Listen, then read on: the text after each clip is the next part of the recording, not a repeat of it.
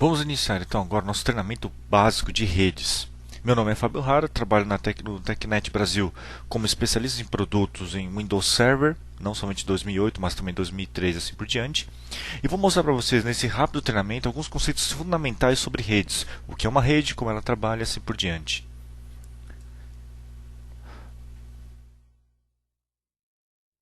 Nossa agenda hoje compreende alguns conceitos básicos de rede, algumas terminologias utilizadas, qual que é a ideia de rede ponto a ponto, rede cliente-servidor, assim por diante. Vamos falar também algumas outras noções básicas, alguns tipos de topologias, funções que um servidor pode executar numa rede e assim por diante, o que é um protocolo.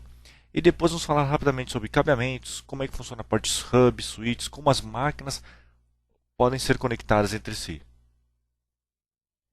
Basicamente, então, o nosso conceito de redes envolve um grupo de computadores ou até mesmo periféricos ou de outros dispositivos que são conectados através de um meio de transmissão. Esse meio de transmissão pode ser através de redes sem fio, pode ser feito também através de redes cabeadas e assim por diante. Tá?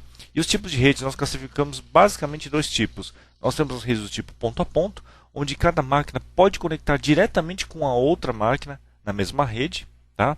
E o único problema desse modelo é que eu não tenho um único computador que vai centralizar a autoridade sobre os outros. Né? Cada máquina tem autoridade sobre si própria. Já no modelo de cliente-servidor, eu acabo tendo um gerenciamento centralizado. Eu vou ter uma ou mais máquinas que vão fazer todo o gerenciamento de todos os outros computadores ou dispositivos numa rede. Okay? É importante lembrar que nesse modelo de cliente-servidor é necessário que você tenha um sistema operacional de servidor para que ele possa prover esses serviços de rede. Né?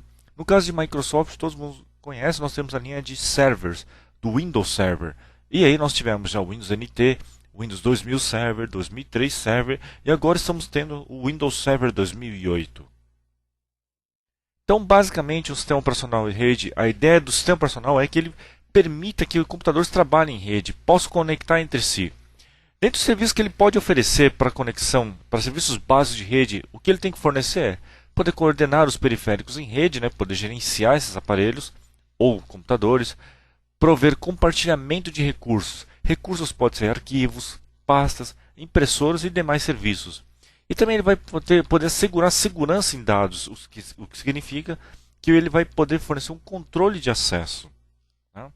Outro detalhe interessante também é que ele pode suportar mecanismos que permitem com que as aplicações comuniquem com outras em rede.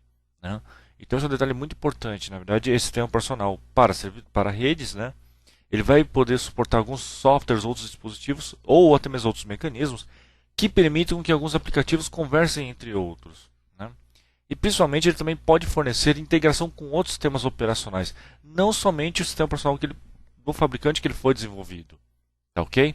Isso é um importante ponto a definir. Então, basicamente, as funções que o servidor ele pode executar. Ele pode também executar a função de uma estação de trabalho? Também pode. Necessariamente, quando você tem um servidor, isso não significa que você também não possa utilizar ele como estação de trabalho. Não é recomendado, mas você pode ter essa situação. E esse outro detalhe interessante também, nós temos também um modelo de servidor de arquivos e impressoras, tá ok? Essa é uma função que quase todos os servidores conseguem executar, que seria compartilhar arquivos e impressoras em rede. Outra função também que ele pode fornecer é de um servidor de banco de dados. Nesse caso, eu vou ter que ter um banco de dados próprio para ser executado em um servidor. Tá ok? Outro produto que nós temos também, outra opção, é o modelo de utilizar um mail server ou um servidor de correio eletrônico. Então, um servidor também ele pode executar a função de fornecer controle de mensageria ou mensagens pela rede? Sim, perfeito. Outra função também que um servidor pode executar também é a de um fax server ou um servidor de fax. E também, por fim, o serviço de diretório. O serviço de diretório é o modelo mais comum, mas nesse modelo de serviço de diretório, ele vai ter uma base centralizada onde os usuários vão ter suas informações armazenadas nesse serviço de diretórios. No modelo do Windows, nós possuímos esse serviço de diretórios, ele se chama Active Directory. Então agora vocês viram algumas das principais funções que um servidor pode executar numa rede. Tá? Isso permitindo que as estações de trabalho acessem.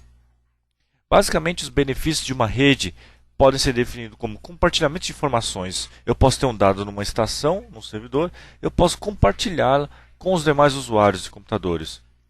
Outro detalhe importante também é a administração, o suporte centralizado. Através de uma única estação eu posso gerenciar todas as demais estações da minha rede. E também posso fazer o compartilhamento de hardware e software. Posso compartilhar uma impressora, como também posso compartilhar um serviço da minha máquina específico para redes. Então esses são os principais benefícios que você teria em um ambiente de rede. Quanto aos tipos de redes que foi falado anteriormente, nós temos a rede mais básica, que é a rede do tipo ponto a ponto, onde cada máquina possui o seu ponto, seu controle de acesso, sua base centralizada. E no modelo do client-server ou cliente-servidor, eu tenho uma máquina específica, dedicada, para que ele faça o gerenciamento das demais outras estações. Ele vai ter o armazenamento centralizado nele. Quanto aos outros tipos de redes, nós temos as LANs, as MANs e as WANs. LAN é um termo muito comum, que significa Local Area Network. Na verdade, se refere a uma rede confinada em um espaço relativamente delimitado, como por exemplo prédios, escritórios e demais outros centros. Né? Nós temos também o conceito de MAN, ou Metropolitan Area Network, né? Ou a rede área metropolitana. Na verdade, o conceito de MAN é muito maior do que uma LAN. Né? Ela vai poder conectar várias LANs. Tá? E a WAN é um termo que nós utilizamos para Wide Area Network. Né? Ou, basicamente, ele conecta duas ou mais LANs ou MANs dispersas geograficamente. Por exemplo, eu tenho um escritório aqui em São Paulo e um outro escritório no Rio de Janeiro. Então eu teria, a princípio, uma WAN conectando esses dois escritórios, né? Essas duas LANs ou essas duas MANs. Então, basicamente, esse é o nosso diagrama para poder entender um pouco melhor qual que é a ideia de LAN, MAN, WAN. Lembre-se que isso aqui são termos técnicos muito utilizados, tá, pela indústria, e em muitas documentações técnicas vocês vão encontrar muito sobre esses dois termos. Outro dispositivo extremamente importante é as placas de rede. Elas são elas que permitem a comunicação entre os computadores e permitem que eles trabalhem em rede. Hoje em dia, apesar de muitos computadores já possuírem já placa de rede integrada, a própria placa-mãe, já existem também dispositivos USBs que possuem interface de rede. Tá? Então, necessariamente, não precisa ser mais uma placa, mas alguns dispositivos podem trabalhar com USB. Tá, ok? Então, nós temos um adaptador USB e na outra ponta ele tem um adaptador para conectar rede, que nós chamamos de um adaptador RJ45. Tá bom? É importante lembrar o seguinte também, que mesmo a grande vantagem das placas de rede, normalmente nós utilizamos elas em servidores. Por quê? Devido à grande velocidade que ela possui e o gerenciamento muito mais alto. Tá? Coisa que o USB muitas vezes não consegue atingir. Tá? Então é importantíssimo a funcionalidade das placas de rede. Placa de rede também wireless pode ser considerada? Sim, também pode, porque ele vai fazer justamente a conexão do computador com a rede. Os tipos de cabeamento, aqui são separados os principais tipos de cabeamento mais comuns encontrados. Nós temos o par trançado, o famoso 10 base T. Ele utiliza aqui um conector, nesse modelo aqui ele está utilizando um conector do tipo RJ45. Ele pode ser de dois tipos, né? O cabo não blindado e o blindado, que é o STP e o UTP. O blindado possui uma série de vantagens, principalmente a proteção contra interferência externa. É claro que o custo é muito mais alto. Temos também cabos do tipo coaxial, tá? Que nós temos 10 base 2 e 10 base 5. Relativamente, esses cabos já não são mais tão fáceis de serem encontrados, tá? Devido a tecnologia já ter se tornado arcaica e eles só trabalharem com 100 megabits. Né? E também temos os cabos de fibra ótica, que hoje em dia tornam-se cada vez mais comuns e são muito utilizados quando você tem interligação entre prédios, entre andares, entre escritórios e até mesmo entre servidores. Né? Muitas vezes você precisa ter na rede dos servidores um segmento de rede separado onde eles utilizam um barramento de alta velocidade. Quanto aos dispositivos de comunicação sem fio, que é hoje um assunto que vai ser abordado futuramente nos próximos treinamentos, nós temos as transmissões via infravermelho, né? São muito comuns em impressores e alguns dispositivos portáteis, notebooks também, né? E também temos transmissões via rádio, né? Por radiofrequência, e também nós temos as wireless, que é a transmissão sem fio. Esses são basicamente alguns os tipos de comunicação sem fio que nós possuímos. Quanto aos outros tipos de tecnologia mais utilizados, a mais utilizada, a mais comum nas empresas é a Ethernet, né? Tecnologia de rede Ethernet. Esse é o padrão utilizado. Lembrando que na tecnologia Ethernet nós temos alguns detalhes muito importantes quanto no que se refere à velocidade. O padrão mais básico Ethernet trabalha a 10 megabits, né? Nós temos também as chamadas Fast Ethernets, que são extremamente comuns hoje em dia, que trabalham já em redes a 100 megabits. E muitas empresas já estão adotando já o padrão Gigabit Ethernet, que trabalha a 1 gigabit ou 1000 megabits. Tá?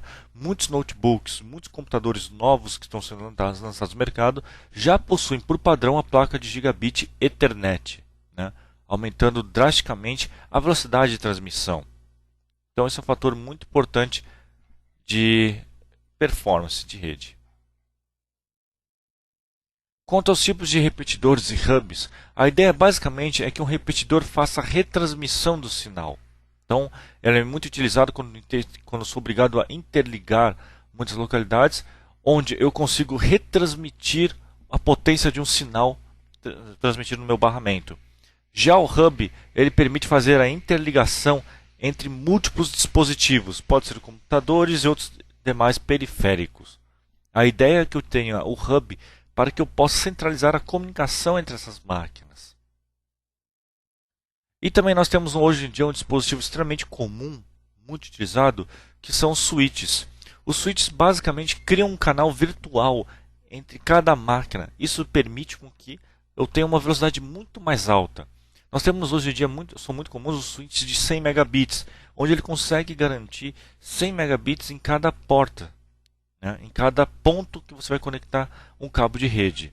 Já os hubs, eles possuem a velocidade compartilhada em todas as portas. Tá? Então esse é um fator muito importante. Se você deseja performance, o melhor modelo a ser utilizado são os switches. Né? Principalmente que o modelo de hubs já não é mais tão utilizado. Temos também outro dispositivo extremamente importante, que são os roteadores. Os roteadores são muito utilizados para interligar localidades remotas e também outros prédios e outros segmentos de rede. Na verdade, para que eu possa utilizar um roteador, nós vamos descobrir futuramente alguns aparelhos específicos que trabalham dessa forma, no nosso módulo de TCP/IP. Mas, a princípio, ele é muito utilizado para interligar localidades remotas.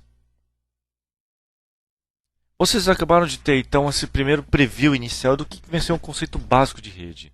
Esse programa faz parte do TechNet Brasil, e o TechNet é uma outra fonte que você pode utilizar também para continuar se aperfeiçoando em tecnologias de rede. Tá? Então, nós temos basicamente três pilares importantíssimos de atualização, de conhecimento e de relacionamento. Nós temos como atualização os webcasts, são vídeos transmitidos online sobre determinados assuntos de tecnologia. Temos também os podcasts, que são transmissões de áudio. E também temos os videocasts, que são vários tutoriais que são disponibilizados gratuitamente no site da Microsoft, no TechNet. Temos também no pilar de conhecimento a parte de academia, que se refere a tecnologias de rede, não somente a um determinado fabricante.